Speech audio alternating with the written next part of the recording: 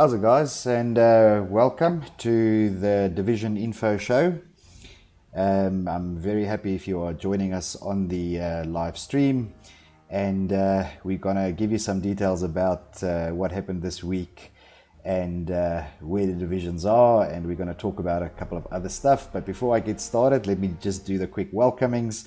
Obviously, as always, I've got my fellow battle bro with me, Scully Rebel. What's up, Scully?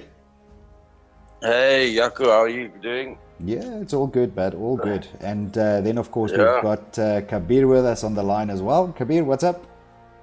How's it, guys? How's it? All good, Jaco? Yeah, man, lekker. Guys, we might be joined by Bokies a little bit later. I think Bokes is caught up at his usual Saturday cricket fixture. so he might be joining us a little bit later as well. But for now, you've got the three lovely voices of myself, Scully, and Kabir on the stream. And we're going to talk a little bit about a couple of things that happened this week. Now, gents, I mean, obviously, before we get into the games and, talking about specifically the fixtures, the outcomes of the fixtures and where the guys are in terms of the standings, obviously there were a couple of things that changed this week. And primarily the thing that has changed, or one of the big changes, is actually the rule change. So guys, for those of you who don't know, obviously there was a specific amount of ticket penalty per weapon that was instituted in the rules of Clan Wars, but the rule was flawed in a way that you could use the weapon for the entire game and only be penalized 25 tickets. Now, of course, the original interpretation of the rule was that it's 25 tickets per kill, but because of the fact that it wasn't specifically stipulated that way, guys used the weapon and they were only, punished by 25 tickets. So we fought it good and we put it out to some of the clan leaders for a vote and, this and that rule has actually now been changed. And what I'm going to do is I'm going to go to the website and show you where you can find the updated rule, and then we'll talk about it as well. On the website, if you go to the section called rules, you will see conquest rules there, and of course the very first thing that comes up is the restrictions, the weapon restrictions. And if you look at the website there, you will see that the rule has now been changed and actually says the map the item was used on will be forfeited. So Scully, that basically means that if you run around with a auto-loading 8.35 Markman, you will actually forfeit the map, right? That's correct. Yeah. So, as you mentioned earlier, it was only a 20. Just a lot. So there we go. As you mentioned earlier, it was a 25 tickle penalty per weapon. But obviously, the clever guys worked something out there and realized that the penalty is not too harsh, and the loophole was found and the loophole was used, and now the loophole is closed. So we felt that any restricted weapon, grenade, gadget, or vehicle should have the same rule because it has been banned for a reason, and so. The penalty for any banned item used will be you forfeit the map. Yeah. In a nutshell. Yeah. And I think it makes the policing of the rules much more easier and more convenient for everybody, because to try and count how many people were shot with the illegal weapon is just a nightmare, and we don't have the logistics for that. Correct. Now, of course, there was one or two, let's call it illegal happenings this week. So there was actually one or two forfeits. Of course, this new rule is only applicable from the games that were played from I think from Thursday. But obviously, before that, there was a forfeit rule in place already for the vehicles, and I understand that there was one or two games this week. I think actually two, if I can recall off the top of my head, where there were two maps forfeited because the guys were spawning into wrong tanks, having too heavy tanks, or whatever may be the case. But you're 100% correct. I mean, it obviously does make the policing of it a little bit easier. And I think it makes it easier for the guys who are playing as well, because it's sort of one standard rule: just don't use anything that's banned, right? Now, Kabir, I understand you've been having some fun as well in this, but particularly your division around, some questions that came up for you regarding the vehicles and things like that. So I don't know if you want to elaborate on that, or maybe we can just reiterate the rule. I don't know. Yeah, no. So that came to me via one of the clan members in Gulf. Yeah. It was not really from me, though. The one regards to the heavy vehicle. So that was when I raised it on the group. Yeah. The one that I experienced was the weapon, because my entire clan was in shock when they were being killed by featherobs and so on, Yeah. And then we all thought, okay, so they used it so many times, like for the whole game. So surely we going to win this one. And don't take anything away from DI. What a fantastic team! Absolutely ripped us. We did not expect that, or maybe we were a bit too in our comfort zone, and we were taught a very, very valuable lesson. So well done to DI. Yeah. It happens. Yeah. So that's it. And then I'm sure maybe Peter will want to speak about the vehicle rules. I'm not sure if he wants to. I think. Yeah. The vehicle rules basically stayed the same, but we can just give a bit of light, shed some light on it again. Is that you're not allowed to use the same type of vehicle, two of them. The other question that was raised was if there's I would call it a Jeep or just a car or whatever that also spawns randomly on the map. So you are allowed to use the bikes and the cars or the Jeeps or whatever that's sitting around, to move quicker from one objective to the other. That you can use as much as you want, but the rule applies to armored vehicles and tanks. The armored vehicles, the tanks, the planes, that kind of thing. So it's basically things that you can spawn into. Yeah, stuff that you can spawn into, because you can't spawn into a Jeep or a car or a bike or that kind of thing. It's the same as a pickup on the map. Yeah. And then obviously something that we haven't, which I actually thought we would have experienced, but we actually haven't. The guys are pretty good regarding the behemoths, right? No spawning into a behemoth sort of thing. But I think also the settings and things help for that. But if it ever does happen, of course you're not allowed to even spawn onto the behemoth. So maybe just some additional info there. So guys, I think they have to switch that off on the server settings. Correct. In the rules of the server settings, it makes it easier to.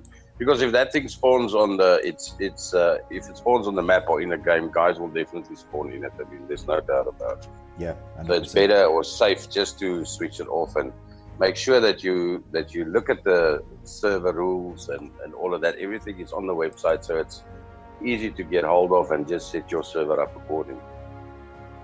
Yeah. Guys, again, if you don't know where to get these rules, that is at clanwars.battlebros.co.za. You can actually, if you are watching the stream live with us now, you could actually follow in terms of what we are doing, directly on the website if you would like. Obviously, that's what I'm showing on the screen at the moment. So let's move on to the next topic then. I think we've covered the rules quite well. The second thing that happened within the league this week is we've actually added 2 new maps. There was a lot of guys last week that were asking and saying, is there a possibility that, some of these maps that have now come into the base game, whether there's a possibility that we can, add those and make them maps that are available for selection. And we've actually gone ahead and done that. So if you go to the website under rules, you will see a tab called maps. And on the maps, if you scroll almost right to the bottom, the last 2 maps that are available there, obviously the first one is, oops, sorry guys, I just skipped over the screen there. Let me just go back. The first one that is available is a night map, and that's Pure Detour, and you will see it there. The points that are uncontested is point A and point E. which means that pretty much the middle of the map is available. That will be D, C, and B, or B, C, and D from the top.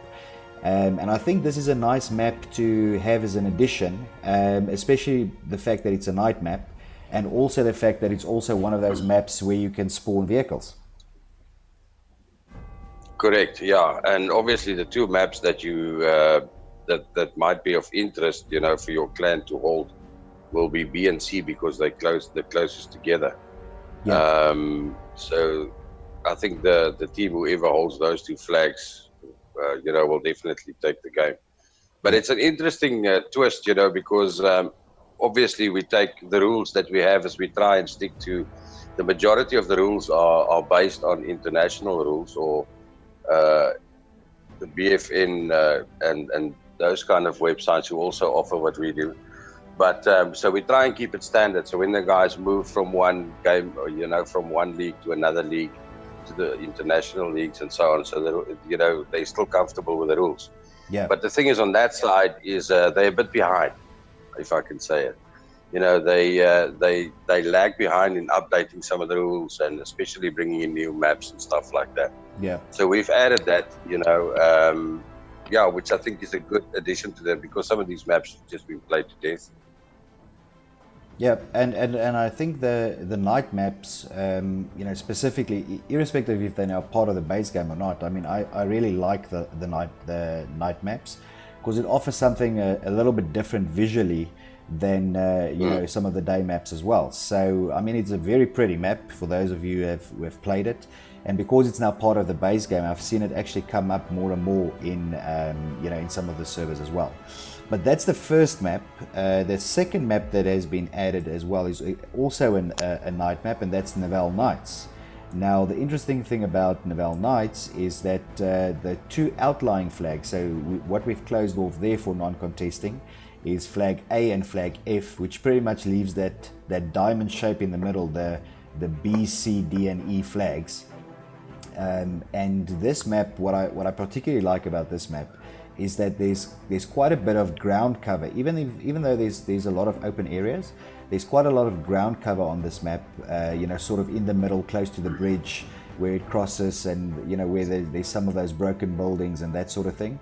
So this is a very, very nice map for very close infantry sort of play as well. Correct, yeah. I like this map because of not only because it's a night map, but I love the trenches. There's a lot of cover, so the trenches are nice and deep, and flanking maneuvers are always possible on all of those flags available. Yeah. So Kabir, tell me from a clan perspective, right? I mean, do you think there's potential that there's going to be a lot of clans that will pick these new maps? I mean, is there any advantages for them to do so? Yeah, well, okay, so if you had to ask me, when you are playing on pub matches, it's always the last maps to get picked. Personally, I think Oaks will avoid them, but I do think those guys that are tired of the infantry-based maps, yeah, I think they are definitely going to love it. Yeah. Novell Nights is for me sniper's heaven, and I think guys do really well. And so let's see. For us, I mean, personally, if I had to choose one from the two, I will go with Novell Nights, definitely. As Peter was saying, the trenches, excellent terrain for gaming. Yeah, I agree. I agree with that as well. I would also pick Novell Nights, to be honest. All right. That's a good map. Great. So guys, we have covered the new rules for you. We have covered the new maps for you. As always, if there's any questions regarding the structure of Clan Wars, you guys know exactly where to reach us on Discord or on Facebook or whatever may be the case. Feel free to ask. Please do so after checking out the website though. I've noticed this week that I had quite a couple of questions that I simply pasted the website, the rule address to. so do yourself a favor. So do yourself a favor, go onto the website, familiarize yourself with the restrictions, the maps, the server setup. We put a lot of effort and information, into the website and onto the website to make sure that you guys have access to this information as easily as possible. But again, if you can't find something and you are unsure, you guys are more than welcome to ask. I mean, we don't mind responding to that in any shape or form. So guys, moving on to sorry, Yaku. Yes. Okay, there's just one more thing I wanted to add.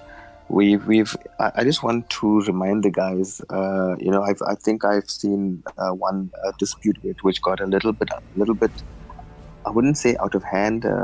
Just turned a little bit sour. And please note, if we will only look at something if it is brought to us. If two teams can settle on rules and play by those rules, and if they can come out with a clear winner and both teams are happy, we are okay with that. If it is only disputed with us, then only do we look at it. I'm hoping I'm actually saying the right thing here. Yeah. Peter, Yaku, I mean, look, yeah, I understand. I understand what you're saying. For example, if the guys, if they both in, let's say, for example, there's we obviously not a rule infringement, but for whatever reason, let's say they have to start late or they have to play late or whatever. As long as the two captains agree on what the end outcome is, then of course we don't have to get involved in sorting out the dispute.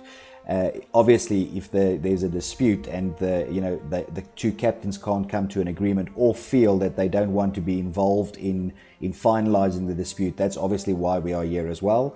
Then that dispute is brought to our attention. We sit down as a group of guys, we discuss it, we talk to some of the clan leaders and so forth, and then of course we will sort out the dispute and come to a resolution. But I understand what you're saying. There are situations where the two captains are quite happy to sort them out. Yes. They're quite happy to agree to what the outcome is, and then of course the dispute doesn't necessarily have to go through us.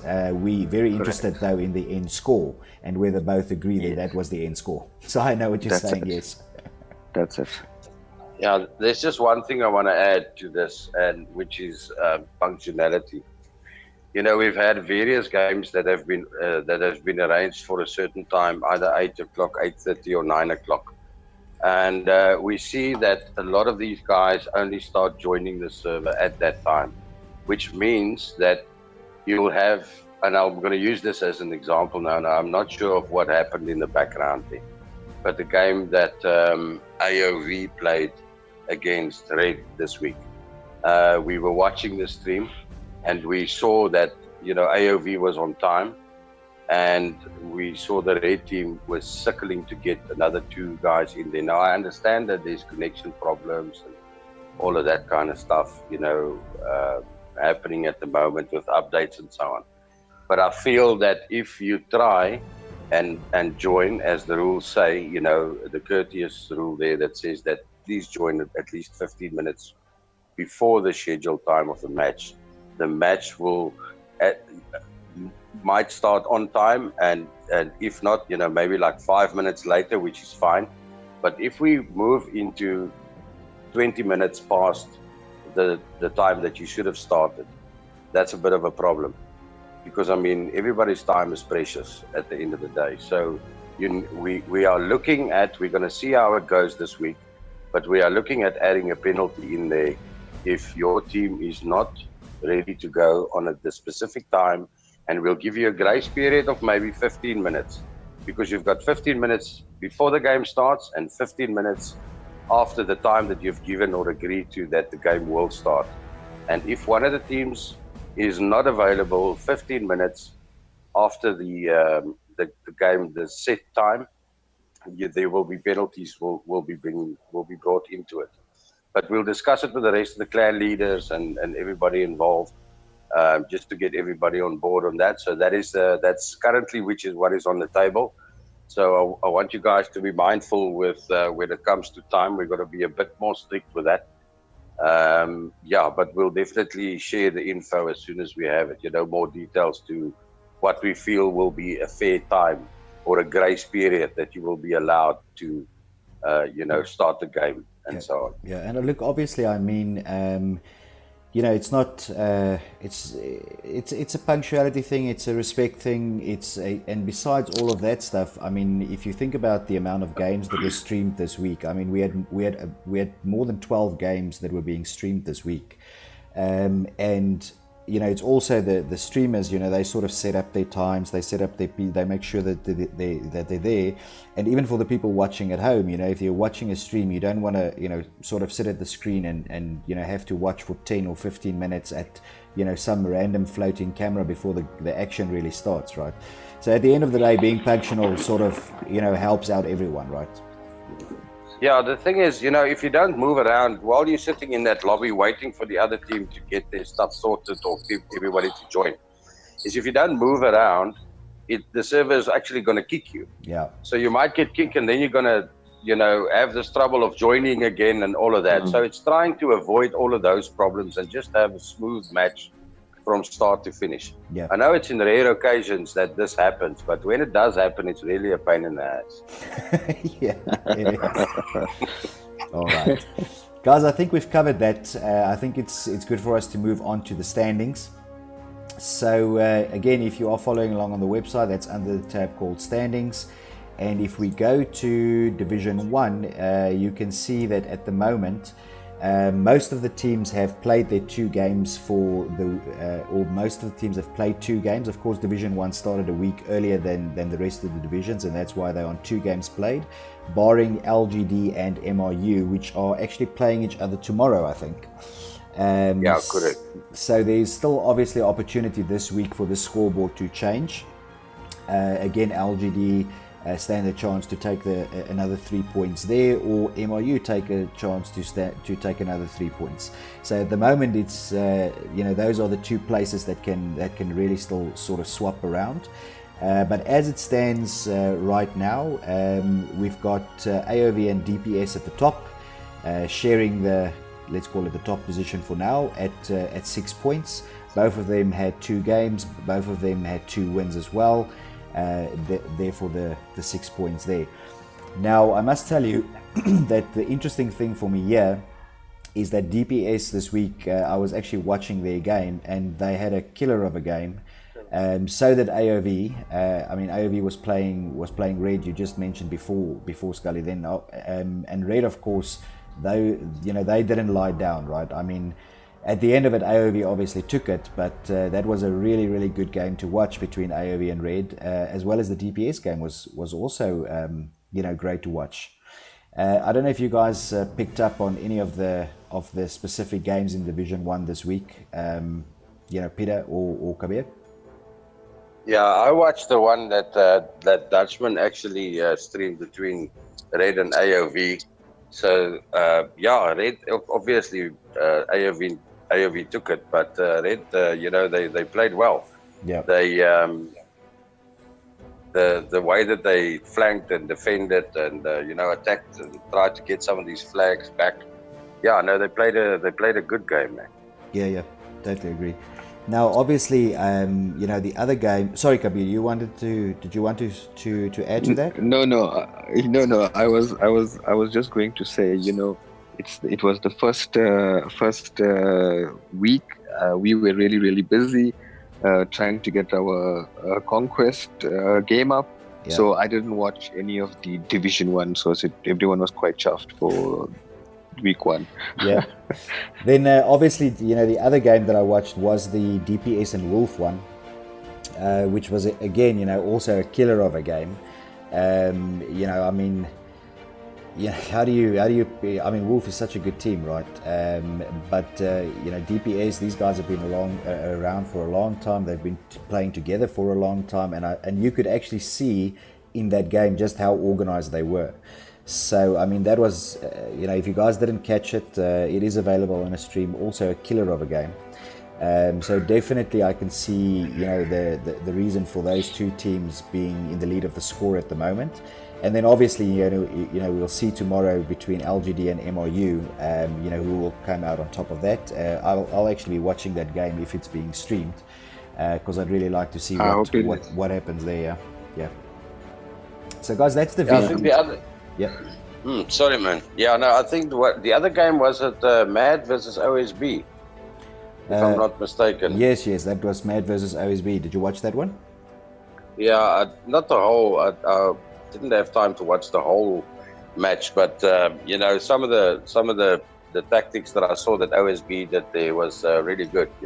Yeah. They used they definitely used the planes, for spawn points and stuff like that, which helped them, during the course of the game. Yeah. But I think Mad also did a very, also played a good game on that side. Yeah, Matt took that game, right, between Mad and OSB. Yes. Yeah.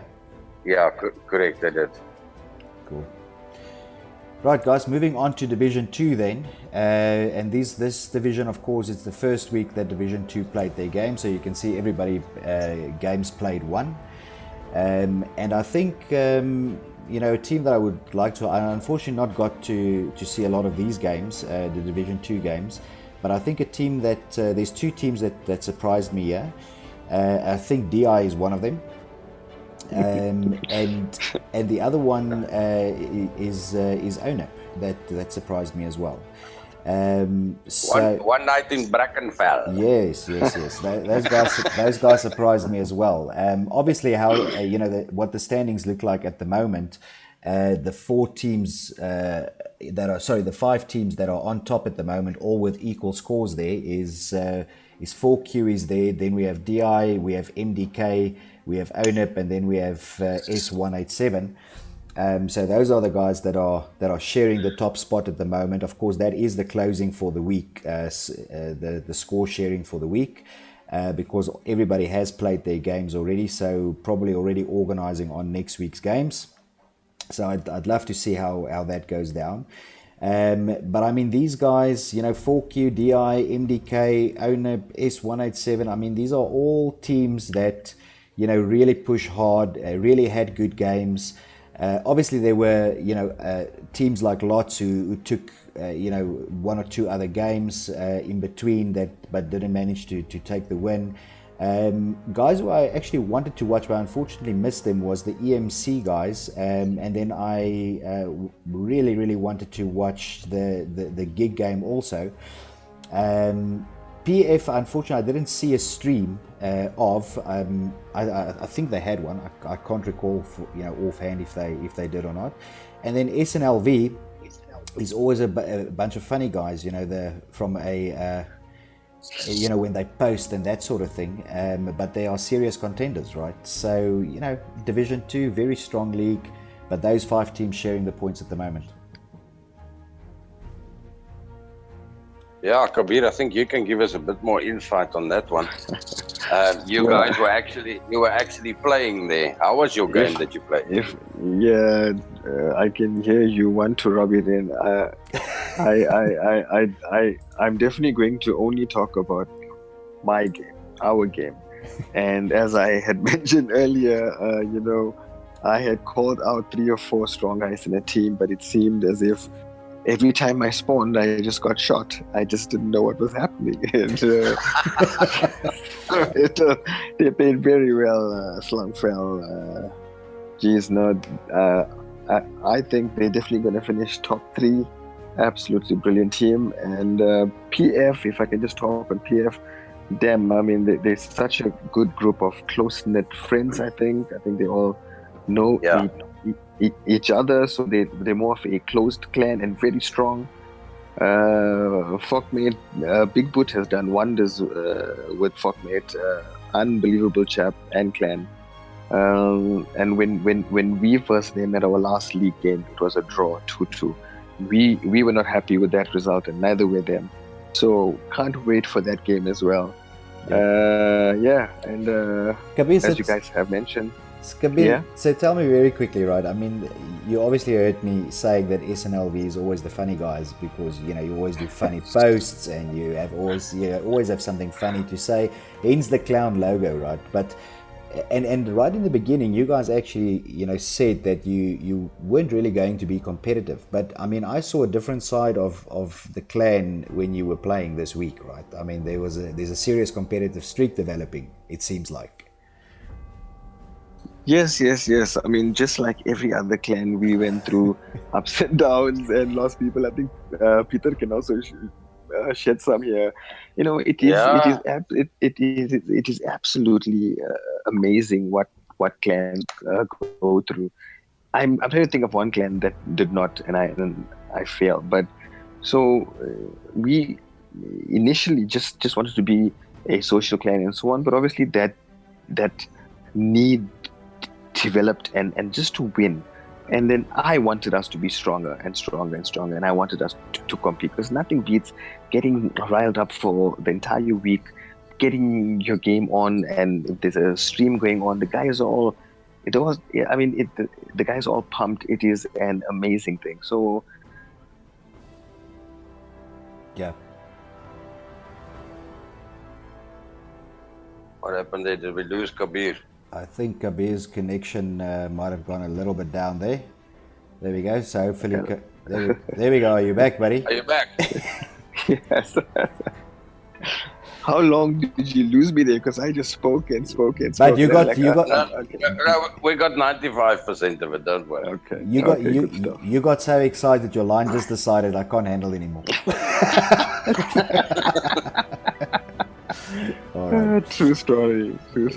Right, guys. So moving on to Division 3 now, interesting here is that, and Peter, maybe you can, tell us a little bit more. I know you had a look at some of the Division 3 games this week. At the moment, the four clans there sharing the top position is First, Raw, THC, and UB. So those those four clans all share the first spot with 3 points at the moment. Again, the one team here that's not yet played a game is WTF, and that's of course because of the way that the fixtures is structured. So they still need to actually play their game. So there is an opportunity for them to still sort of go to that 3 pointer after their first match. I think there's again, I mean, Division 3, there's a lot of strong teams here as well. Unfortunately, the only game that I got to watch from the Division 3 teams was the VTRN versus First game, which was a hell of a nice game to watch, to be honest. I mean, the guys had a really clean game. It was really organized by both teams. At the end, First did take that game, but both the teams played very well. Yeah, we saw a lot of pushback there from the VTR inside, but I mean, First was lightning fast from the get-go. They were on to the first, I think Amiens were their first map. From the get-go, they were right on the bridge. They took the two flags at the train tracks, actually. And from there, basically, you just had a lot of defending happening. But VTRN pushed back, quite well. And we did see a few flanking maneuvers there. Yeah. Especially from, I think it was Twaksak or, some of the guys there that played. And good defense there from the squad of Slash and, his teammates that played on that side. So, but all in all, it was a good game. It was a good game to watch. Both teams played very well in that one. Yeah. So another team that I'm, wanting to watch in this particular division, because I actually haven't seen them. I mean, I've seen most of these teams play, barring two of them actually. The only two teams that I haven't really seen, whether it was live or played against or whatever may be the case is ITF and WTF. So what I would like to do this coming week is actually look out for those two guys, the ITF and the WTF guys, purely because I haven't really seen them play before. I mean, I've seen most of the other teams, Raw, TCH, Reka, CTK, UB, I've seen quite a bit of as well. Those two teams, I'm not too familiar with how they play and their game plan, what we can expect from them. Yeah, Kabir. Okay, so if I can just add on WTF. So the leader of WTF, believe it or not, was one of my key players for SNLV. Late Infinity. Okay. Absolutely legendary player. from Cape Town, and he always came with the tactics, the strategy, things like that for us, and he always had his plans. So I think that's going to be a team to watch out for. I Yeah, think they're going to surprise people, and they haven't played their fixture yet because there are 9 teams in Division 3. So their correct. first game will be coming up this week. Yeah, Team to watch. correct. Yeah. All right. Yeah, I think one of the games that I also want to watch is definitely CTK. I mean, CTK is one of those clans that, they also came on the scene and we didn't really take them seriously or, right from the Okay, beginning but because they hold on, were. Peter. Can you please tell me what does CTK stand for? Yeah, let's help You them. see, that's what I'm talking about. This clan is actually pretty unique because I mean they've created this vibe around with their marketing strategy to get noticed, and obviously they play a good game as well. So I see that they've lost against Raw when they played on the 24th. Yeah, But still, I think within the Division 3, one of the clans that we really should keep an eye on because although they were clowning around in the beginning when they just came on the scene, I think they also take their game a lot more serious now. Now that we've actually got the league going and so on. yeah, They do. So They do. I've definitely got my eye on what does CTK stand for, and for this one, it's one of the teams that I'll closely be watching within the Division 3 section.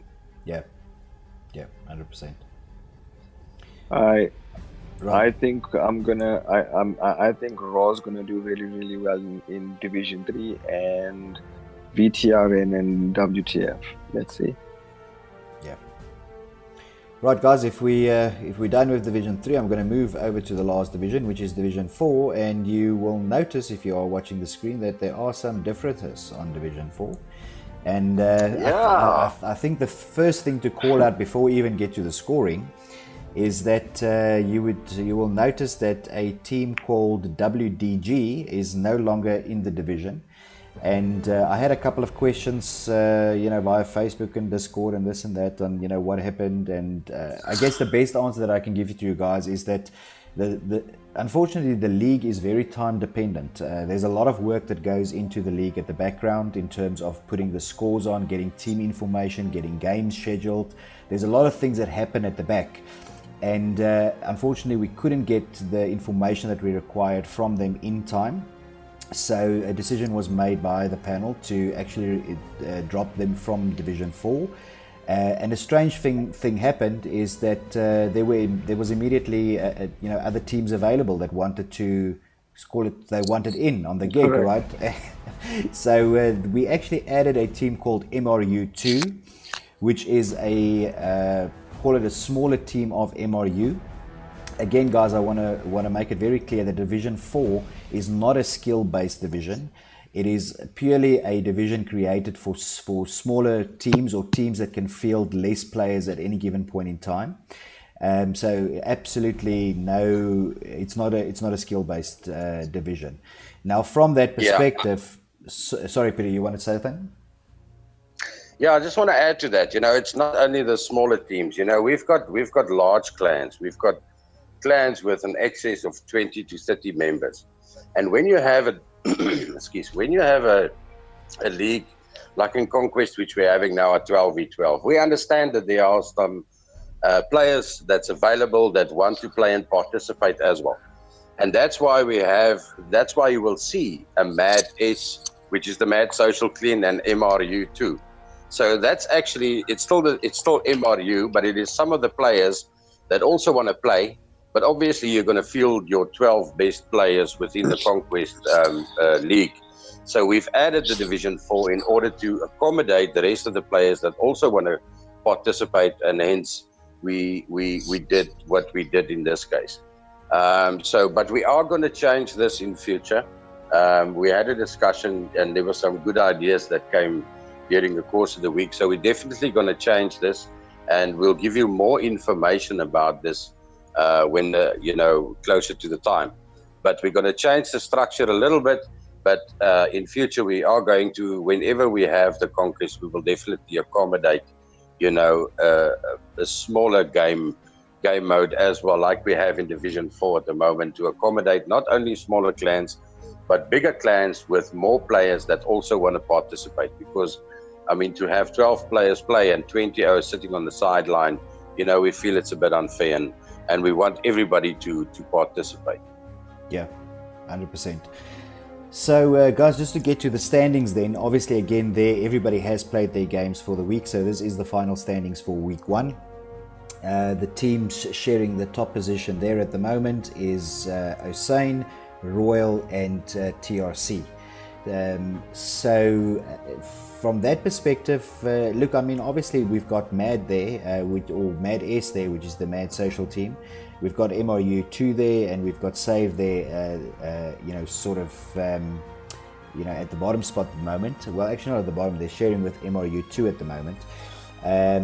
But I mean, this is a very interesting division in that, because it's not conquest based, the games are, it's a different sort of game. I mean, this week you can play really well on Dom, and next week, not so much, right? Or you can be forced into a particular strategy that you might not have anticipated by another team. So this is an interesting league to watch. From what I heard this week, and again, I mean, unfortunately, I didn't get to see any of the Division 4 games. I could only watch so many streams at a time. But from what I heard a couple of comments that the Royal guys was a bit of a, now, in fairness, Bokies did say last week that it was going to be a team to watch. And I will have to congratulate him, because that is the comments that I heard, from the community as well, that these Royal guys were pretty impressive when they played. And I heard Hussein was pretty impressive as well. And then, of course, TRC is actually it's a split clan, right? Only some of the guys are based, locally here in South Africa. It's also the team that has some Mauritian players. Is that correct, Scully? Kenya. Oh, Kenya. I think it's Kenya. Yeah. Okay. Yeah, I think the majority of TRC is Kenya, and then they've got some South African players that join them. Correct. In their endeavors. But I also want to say that, when looking at Division 4, although it's the smaller of the lot here, they've definitely got a lot more issues there. We were like, Kabir, about the rules and stuff like that. So I just want to give you a little bit more information about the rules. Once we've started a league like this, we've set the rules and we can change some of them a little bit here and there. But at the end of the day, it has to accommodate and be fruitful for everybody that participates. So we can't change it just for one clan because one clan feels that it's going to be better. Usually what we do is we'll get everybody involved, and they will make a decision, and in this case a decision has been made, so we're not going to change some of the rules. Moving forward, when we start the second season, before we start, obviously you can voice your opinion and then we can have a look at it again. But while the league is happening, it's difficult to change things around. Yes, Peter, just on that, what I had experienced was, due to them playing 5v5, there's more or less guys that are running around by themselves. So the guy spoke to me about not being able to mark players. So because just to make it a bit more competitive on a 5 versus 5. So this is where I said to the guys, if you're speaking to the other team captain, and if he fully agrees, and if you guys play and you guys have a result, and if you're both happy with it, then it's fine. If you all decide on having this rule just for y'all's game, and you all are happy, then it's fine. Then that's why I said there's no need. Only if a captain brings it to us, then we can have a look. And so then that's what I said to one of the teams, and that's where it was at. Yeah, so, I mean, but we don't want them to. They mustn't deviate too. We don't actually want to say the president and deviate from the rules. Correct. But I mean, in a case like that, if it's two competitive teams and they both agree that, listen, we're going to put 3D spotting off, that Yeah. kind of thing. It's their narrative. They can do that. That's Correct. fine. That's it. But Of course, they just need to sort it out by themselves. But you don't need to call us in to make a decision on that. of course, Because guys. yeah, Of course, the one thing that I want to mention on that, right, is if there's a situation, and again, guys, we're now talking about the Dom League, right? I mean, definitely within Division 1, 2, and 3, the rules are pretty set, and there's very little you can do in terms of changing specific things there, even if you agree as two captains or whatever may be the case. The point, though, is that if you guys agree as two captains, I'll give you the specific example. In this case, for Division 4, for the week there were two teams, and they might decide that look, they want to turn 3D spotting off. And if the two captains decide that and they want to play the game like that, and the teams are happy and they consult with us and we are happy and everybody's happy, then you do it that way, right?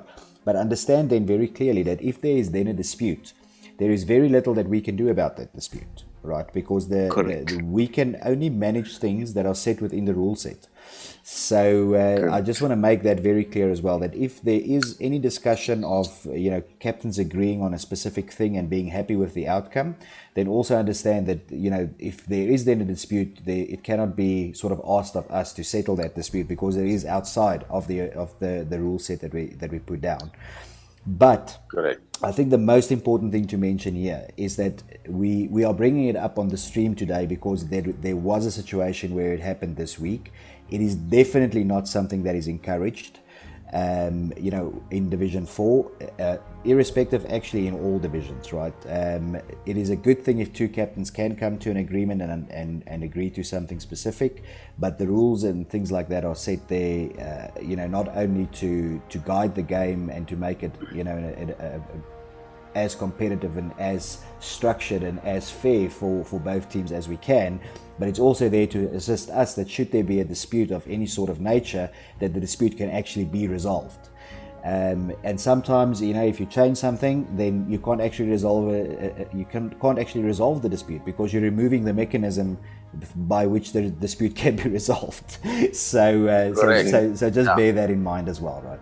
You're tying our hands. Yes, very much so. Yeah, that's it, Jaco. Thanks.